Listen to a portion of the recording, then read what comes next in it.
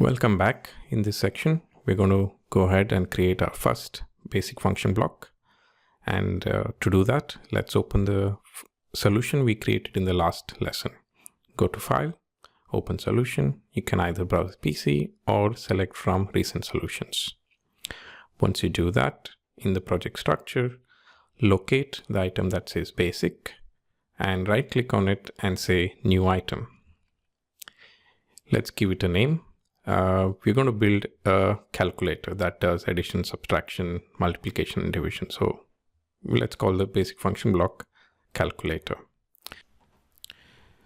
To know more about what a basic function block is, we refer you to our Introduction to IEC 61499 standard course that's also available on our website.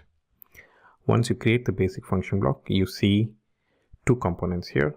On the left side, you see the interface editor where you can specify how the basic function block interface looks like, and on the right side you see the same interface diagrammatically.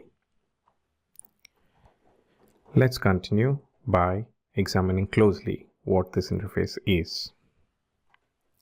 This interface has two input events and an input data of type bool. It has two output events and one output data of type bool. The interfaces also have something called an association, that is, event and data are associated with each other.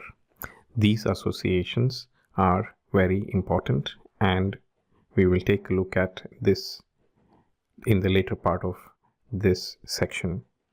Let's explore the other tabs here. The tab is called ECC, stands for Execution Control Chart. It's the main state machine behind the execution of basic function block. It has a start state and two additional states. Start state is where the execution starts, and other states are executed on receiving its corresponding events. For example, if you get an init event, you go to init state, execute the init algorithm, and emit inito output event. You can go to the algorithm view by either clicking on the algorithms tab or clicking on the init algorithm directly. You can add or rename or delete algorithms in the algorithms tab. You do so by right-clicking on the existing algorithm and selecting add or remove algorithms. Back in the ECC, if you want to select different algorithms for that particular state, what you do is click on the algorithm name, and then a window appears where you can select different algorithms that you want to associate with that particular action. Similarly, you can do so for output event as well.